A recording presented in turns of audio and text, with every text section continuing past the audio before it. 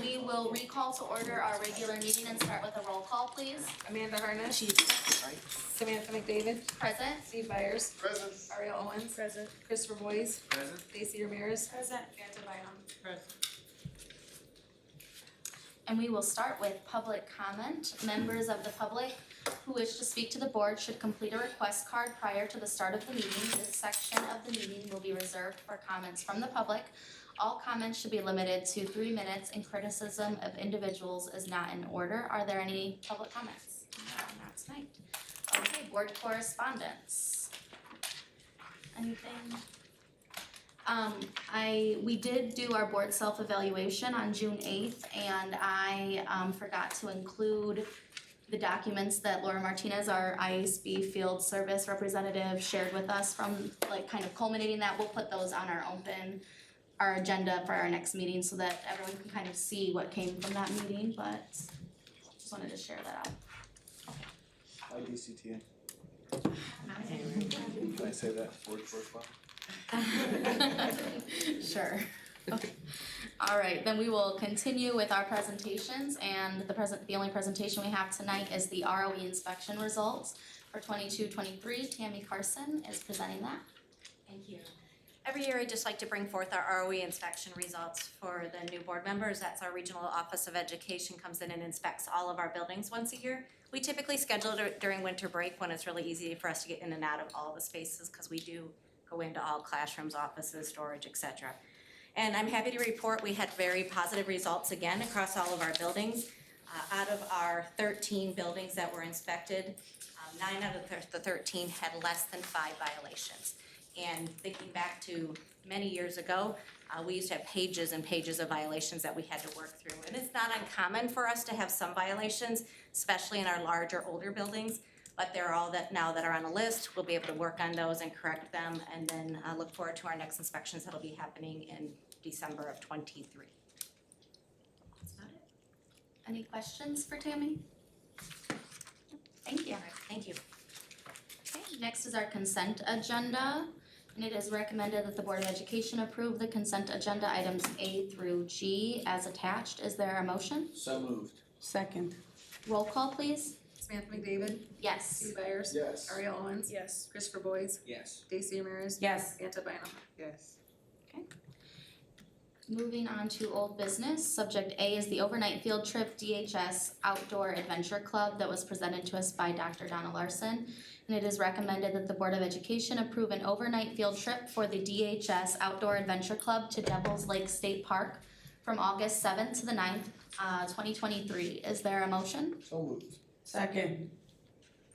Roll call? Steve Byers. Yes. Ariel Owens. Yes. Christopher Boyes. Yes. Stacy Ramirez. Yes. Samantha Bynum. Yes. Samantha McDavid. Yes. Subject B is the Navigate 360 Service Agreement, and this is an action item that was brought to us by Kyle Gertis. It is recommended that the Board of Education approve the contract with Navigate 360. Is there a motion? So moved. Second. Roll call, please. Christopher Boyes. Yes. Stacy Ramirez. Yes. Samantha Bynum. Yes. Samantha McDavid. Yes. Steve Byers. Yes. Ariel Owens. Yes. Subject C is professional development with Monarch Education Consultants LLC. This is an action item that was brought to us by Amanda Quinette Parker. It is recommended that the Board of Education approve the professional development agreement between D428 and Monarch Education Consultants. Is there a motion? So moved. Second. Roll call, please. Stacy Ramirez. Yes. Samantha Bynum. Yes. Samantha McDavid. Yes. Steve Byers. Yes. Ariel Owens. Yes. Christopher Boyes. Yes. Subject D, 2023-2024 school year parent-student handbook update, and this was presented by Amanda Quinette Parker. Before I read the recommendation, there was a clarification on the language that Amanda Harness, Board Member Harness, had brought up. Just clarifying that, and it is recommended that the Board of Education approve the 23-24 parent-student handbook. Is there a motion? So moved. Second. Roll call, please. Samantha Bynum. Yes. Samantha McDavid. Yes. Steve Byers. No. Ariel Owens. Yes. Christopher Boyes. No. Stacy Ramirez. Yes. Subject E is the FADASP reclassification, and this is an action item that was presented by Deidre Salas, it is recommended that the Board of Education approve the reclassification of certain FADAS positions as presented. Is there a motion? So moved. Second. Roll call, please. Samantha McDavid, Yes. Steve Byers, Yes. Ariel Owens, Yes. Christopher Boys, Yes. Stacy Ramirez, Yes. Samantha Bynum. Yes. Subject F is the speech and language teletherapist Sunbelt Staffing SLP contract. And this is an action item brought to us by Kyle Gertis. It is recommended that the Board of Education approve the service agreement with Sunbelt Staffing LLC, who will contract with VocoVision for the provision of telepractice services. Is there a motion? So moved. Second. Roll call, please. Samantha McDavid, Yes. Steve Byers, Yes. Ariel Owens, Yes. Christopher Boys, Yes. Stacy Ramirez, Yes. Samantha Bynum. Yes. Subject G is gas and electric procurement, action item brought to us by Tammy Carson and Amir Doka. It is recommended that the Board of Education approve to move forward to engage with Mania Energy Advisors for natural gas and electricity procurement process and to authorize district administration to execute natural gas and electricity supply contracts for a term not to exceed 60 months following a competitive RFP process. Is there a motion? So moved. Second. Roll call, please. Steve Byers, Yes. Ariel Owens, Yes. Christopher Boys, Yes. Stacy Ramirez, Yes. Samantha Bynum, Yes. Samantha McDavid. Yes. Subject H is the Intergovernmental Agreement with the Illinois Department of Healthcare and Family Services, and this is an action item brought to us by Amir Doka and Kyle Gertis. It is recommended that the Board of Education approve the intergovernmental agreement between the Illinois Department of Healthcare and Family Services and DeKalb Community Unit School District number 428. Is there a motion? So moved. Second. Roll call, please. Ariel Owens, Yes. Christopher Boys, Yes. Stacy Ramirez, Yes. Samantha Bynum, Yes. Samantha McDavid, Yes. Steve Byers. Yes. All right. Moving on to future elementary school business, the lease purchase agreement for NIU School of Nursing Building, and this is informational tonight, brought to us by Amir Doka and Tammy Carson. So back in March, the board approved us to move forward with lease to purchase agreement with the NIU School of Nursing to renovate it for a 3-section elementary school. Since then, we have worked with NIU with attorneys and drafting this letter of agreement. So the lease to purchase agreement is 20 years with the option of purchasing after month 24, which we'll exercise at that point. We will keep the promise not to include any taxpayers' funds by paying for the lease to and purchase with EBF funding, which is state sources, and renovations through our operating funds, financed through our operating funds. So you will see this is the agreement. It's still having a final review by our attorney, but I believe it's very close to closing in on this. Any questions on them? We will bring this for action item on the next July meeting. Any questions? Consensus to bring this back for action? Yes. Yes. Thank you. Okay, new business. Subject A is the H-1B visa sponsorship for teacher recruitment. And this is brought to us by Deidre Salas, Billy Guillermo, and AJ Crook. Good. And Sarah. Good evening. So we have identified a number, or all positions, we're having a staffing shortage, but through, something's falling apart here, hold on a second.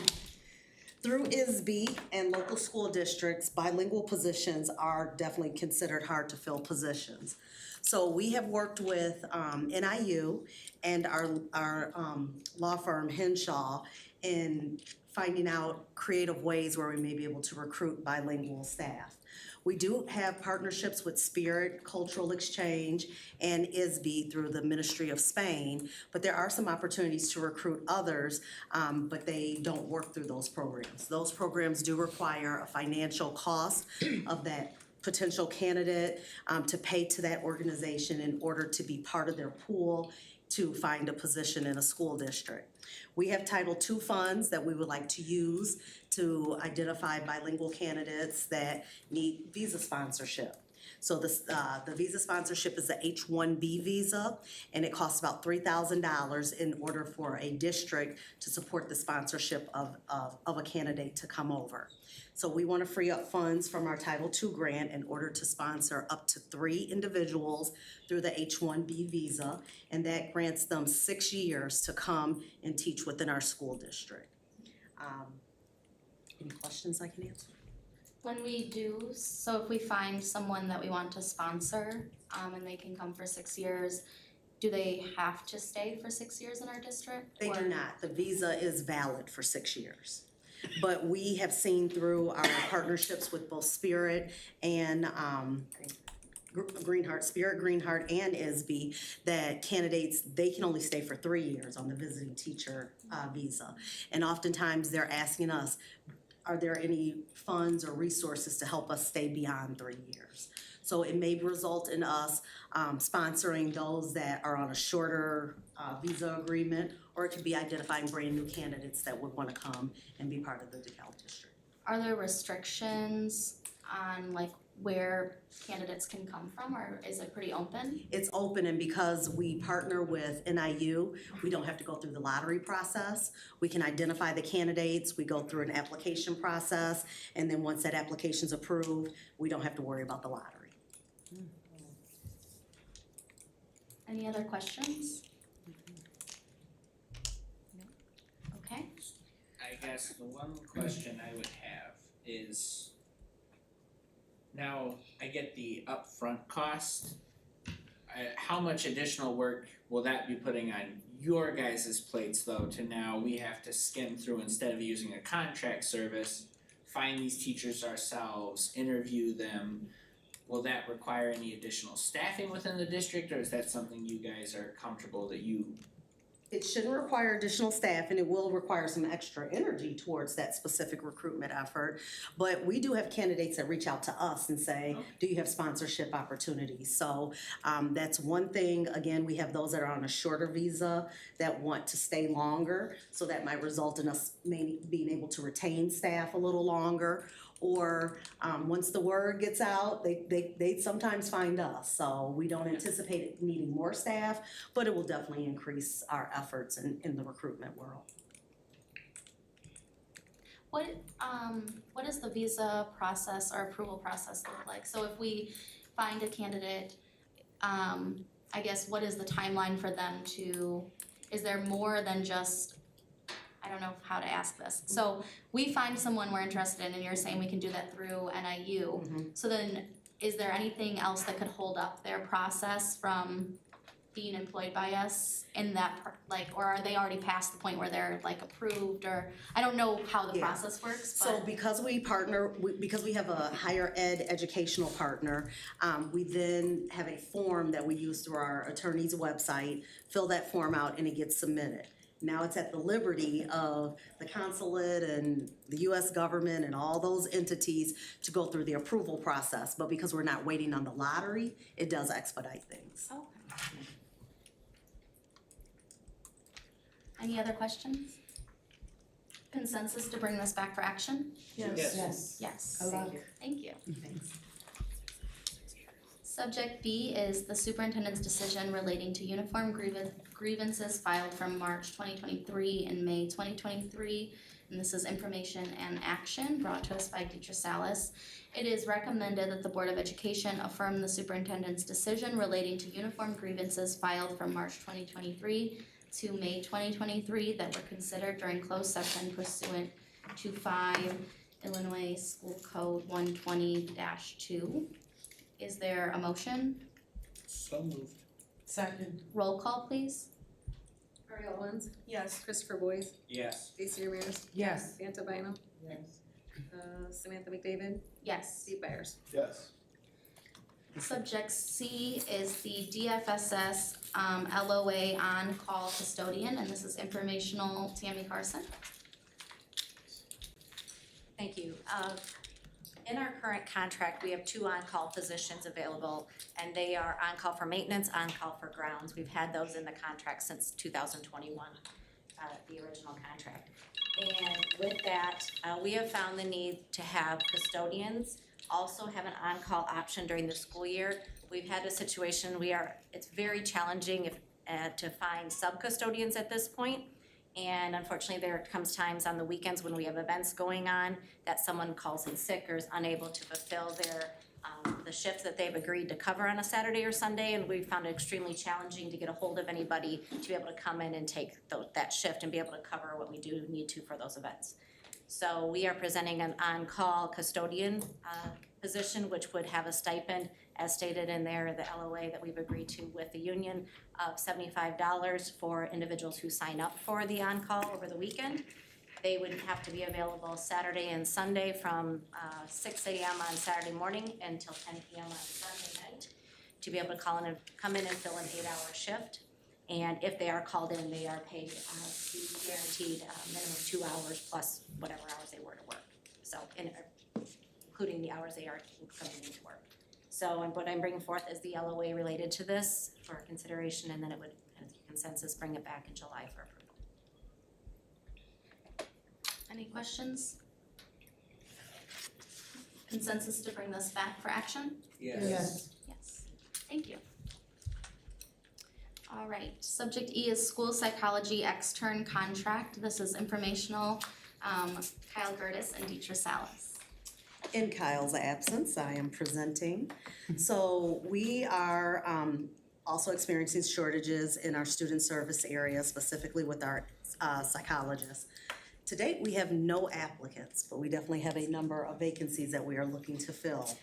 NIU reached out, and they do have a graduate student that's completing their psychology program, and they are able to work while they complete that program. So we are looking to hire someone from NIU as an extern.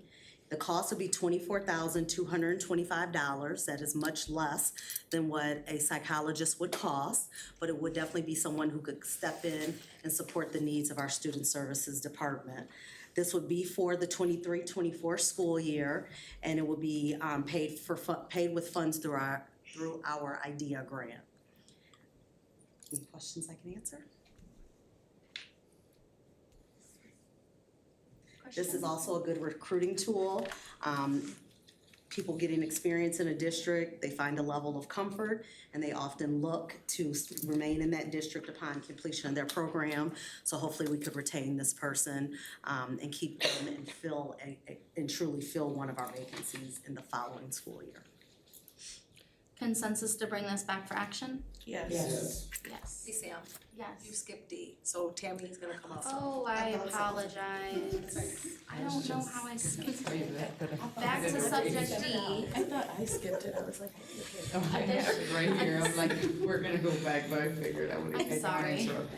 Additional FTE request, 0.5 FTE HMS first shift custodian. Informational, Tammy Carson and Deetra Salas. Thank you.